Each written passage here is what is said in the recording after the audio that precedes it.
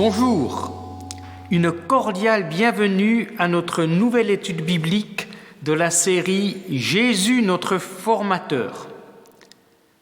Nous arrivons à la troisième étude que j'intitulerai Graines d'espérance. Il est beaucoup question de petites graines dans Marc chapitre 4. Après les graines de parole, la parabole dite du semeur, et les paroles déroutantes de Jésus sur sa façon de parler en parabole, ce que j'avais intitulé « Clarté aveuglante », voici donc les graines d'espérance. L'espérance, voilà bien ce dont nous avons besoin en ces temps de morosité, de déprime, de crise qui se prolonge et dont nous ne comprenons pas bien tous les tenants et les aboutissants. Or, quand les évangiles veulent parler d'espérance, ils parlent souvent du royaume. Pas le Royaume-Uni ni le royaume d'Espagne, mais le royaume de Dieu. Le royaume de Dieu, c'est quoi? Nous n'en trouverons pas de définition dans les évangiles. Les évangiles racontent, ils ne définissent pas. Et dans l'abondante littérature des spécialistes du Nouveau Testament, vous chercherez en vain une définition claire et succincte qui satisfait tout le monde. En fait, une telle définition n'existe pas. Quand Jésus voulait dire ce qu'est ce royaume, eh bien, il racontait des paraboles. Des histoires qui ont l'air de parler d'une chose, mais en fait, elles parlent d'autre chose. Des histoires décalées, des images. Nous avons déjà lu 25 versets de Marc 4 au cours des études précédentes, et il n'y a pas encore été beaucoup question du royaume. Si, une fois, quand Jésus a dit au groupe qui s'était rassemblé autour de lui avec les 12 apôtres, « À vous, le mystère du royaume de Dieu a été donné. » Mais jusqu'ici, il était surtout question de parole, d'écouter la parole de Jésus, graines de parole. Mais à présent, Jésus ajoute 2 paraboles qui parlent explicitement du royaume de Dieu. Graines de royaume, pourrait-on dire. Nous allons les lire, ces 2 paraboles. Elles sont brèves et nous y ajouterons la conclusion de l'évangéliste à toute cette série de paraboles, car nous arrivons justement à la fin. Donc, nous lisons Marc chapitre 4, versets 26 à 34. Et il disait, « Le royaume de Dieu est ainsi, comme un homme qui jette la semence sur la terre, puis il dort, il se réveille, la nuit, le jour, et la semence pousse et grandit. Comment? Il ne sait pas. D'elle-même, la terre porte du fruit, d'abord de l'herbe, puis de l'épi, puis plein de blé dans l'épi. Mais quand le fruit s'offre, aussitôt on envoie la faux, parce que la moisson est là. » Et il disait, « Comment comparerons-nous le royaume de Dieu? En quelle parabole le mettrons-nous? Il est comparable à une graine de moutarde qui, lorsqu'elle est semée sur la terre, elle qui est la plus petite de toutes les semences qui existent sur la terre, eh bien, lorsqu'elle est semée, elle monte et devient la plus grande de toutes les plantes potagères, et elle pousse de grandes branches au point que sous son ombre, les oiseaux du ciel peuvent habiter. » Et c'est par beaucoup de paraboles telles que celle-là qu'il leur disait la parole, selon qu'ils pouvaient l'entendre. Il ne leur disait rien sans parabole, mais une fois à l'écart, il expliquait tout à ses propres disciples. La première des 2 paraboles du royaume parle de croissance irrésistible. On l'intitule souvent la semence qui pousse toute seule. Je préfère la semence à laquelle rien ne résiste. Relisons-la. Le royaume de Dieu est ainsi, comme un homme qui jette la semence sur la terre, puis il dort, il se réveille, la nuit, le jour, et la semence pousse et grandit. Comment? Il ne sait pas. D'elle-même, la terre porte du fruit, d'abord de l'herbe, puis de l'épi, puis plein de blé dans l'épi. Mais quand le fruit s'offre, aussitôt on envoie la faux, parce que la moisson est là. Cette comparaison met en mots l'expérience de l'agriculteur, le miracle de la germination et de la croissance. Comment se fait-il qu'une petite graine jetée en terre, disparue au regard, mélangée à tout ce qui fait la terre, produise un beau jour, après des semaines, une tige qui se met à pousser et pousser vers le haut, puis un épi, et un beau jour, l'épi est plein de grains de blé, alors qu'au départ, on n'avait semé qu'une petite graine. Aujourd'hui, nous avons toutes les explications scientifiques.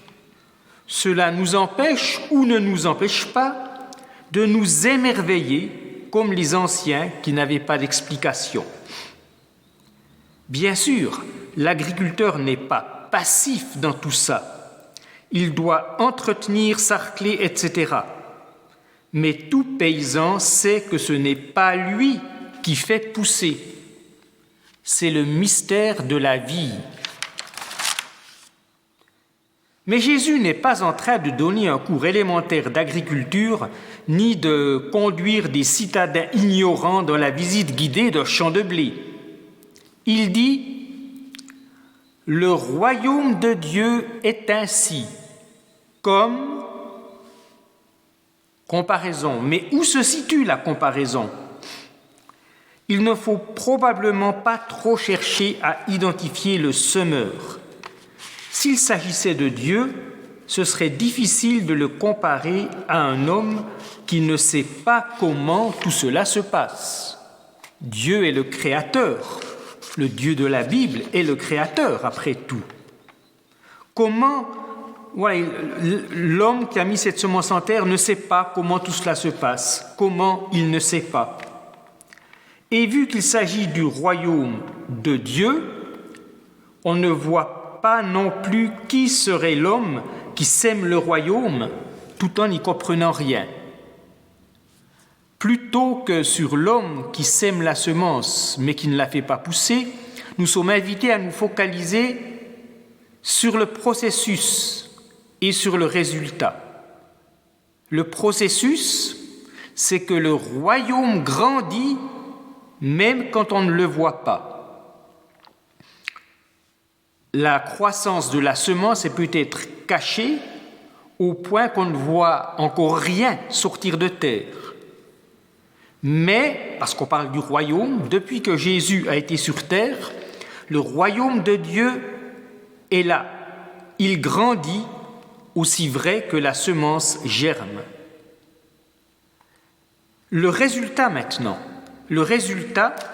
c'est que le royaume débouchera sur une grande moisson.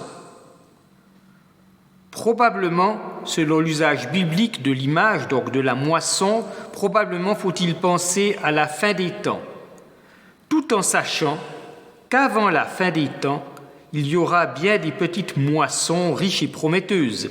Ça, ce n'est pas dans la parabole, mais on peut l'affirmer à la lumière de tout le Nouveau Testament, et c'est propre à nous encourager. Ce qui suscite l'émerveillement, c'est que rien ne résiste à la vie qui est dans la graine. Elle traverse l'hiver, puis on voit la pousse sortir de terre et grandir jusqu'à former un bel épi. De même, rien ne résiste au royaume de Dieu.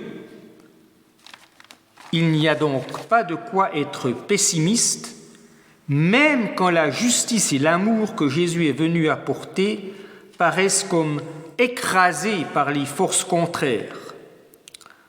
Le royaume finira par avoir le dessus. Ce sera la moisson. Mais patience, car pendant longtemps, soit on ne voit rien, soit en tout cas, ce qu'on voit n'a pas l'air d'être triomphant. Alors, la seconde parabole va dans le même sens, mais elle ajoute un élément. J'intitule cela « Cela ne paye pas de mine ». Méfiez-vous de ce qui n'a l'air de rien. Méditez bien la force du faible. La seconde des deux paraboles du royaume est basée sur un contraste. C'est le contraste entre le plus petit et le plus grand. Relisons cette parabole. Comment comparerons-nous le royaume de Dieu ? En quelle parabole le mettrons-nous ?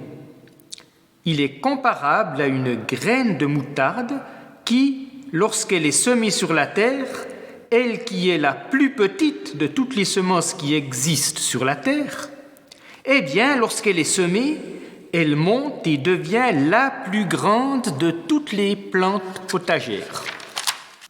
Les spécialistes ont identifié une espèce végétale qui est très répandue au Proche-Orient, au pays de Jésus, et qui a pu servir d'amorce à cette comparaison.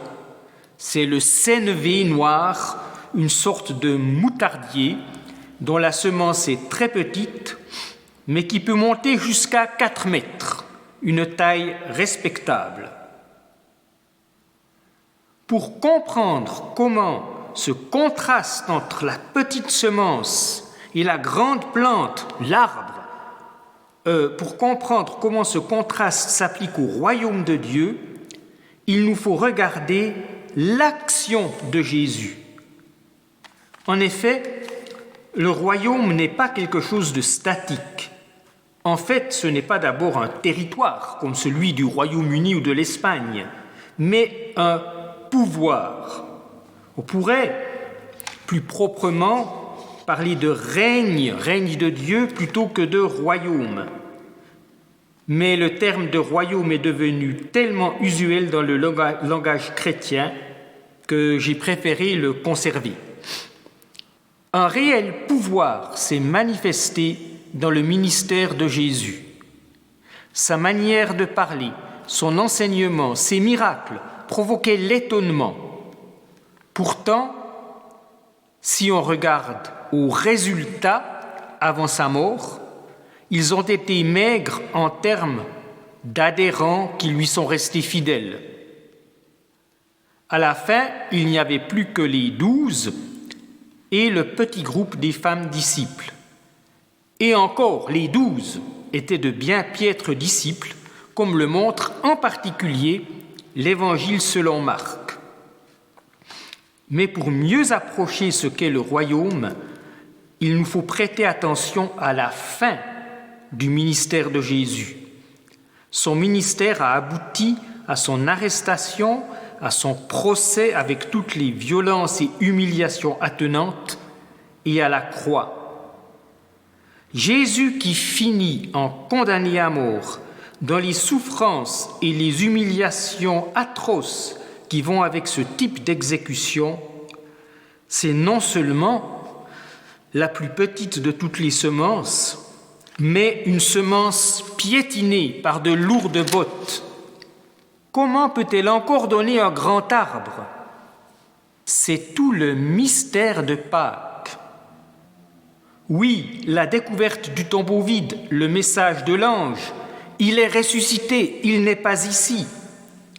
Mais aussi le pouvoir caché de cette graine qui meurt, quand, en le voyant mourir sur la croix, le centurion romain s'écrie « Vraiment, cet homme était fils de Dieu ». Le pouvoir de cette graine qui lui fait dire cela, en le voyant mourir, vraiment cet homme était fils de Dieu.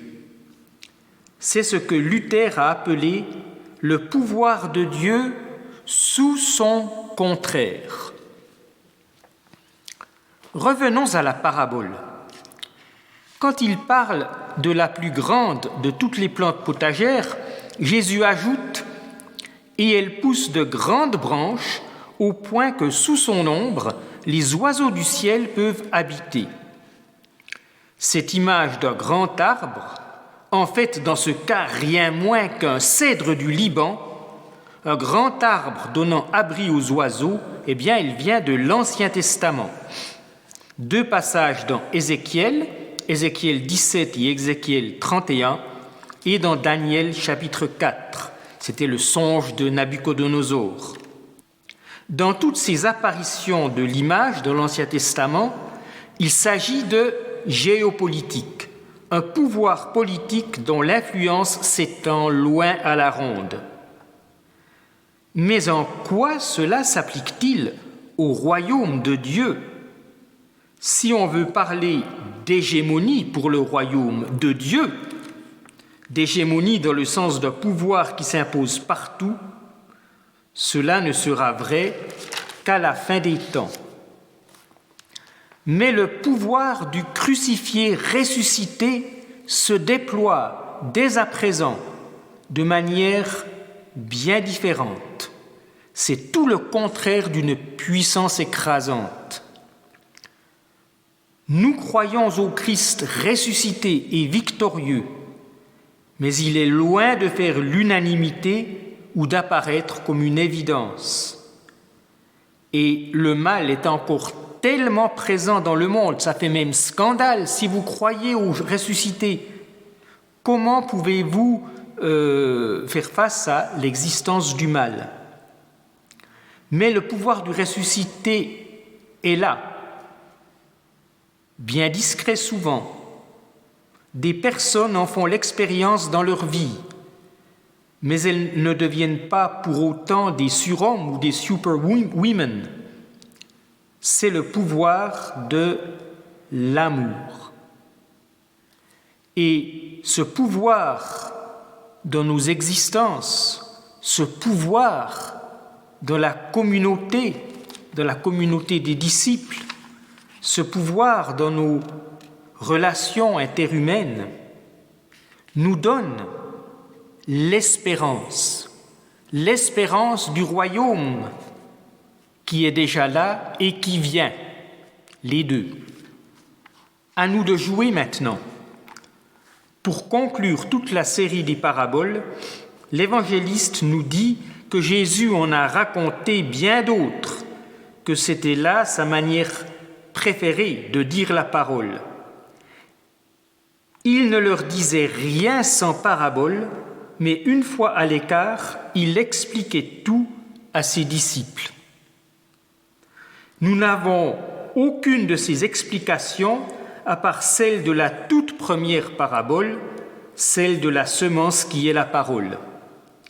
Si nous, aujourd'hui, voulons une explication aux paraboles, cherchons-la avec patience dans la destinée de Jésus, dans sa croix et sa résurrection. C'est là une méditation qui peut, je le crois, déboucher sur une transformation. Joyeuse Pâques!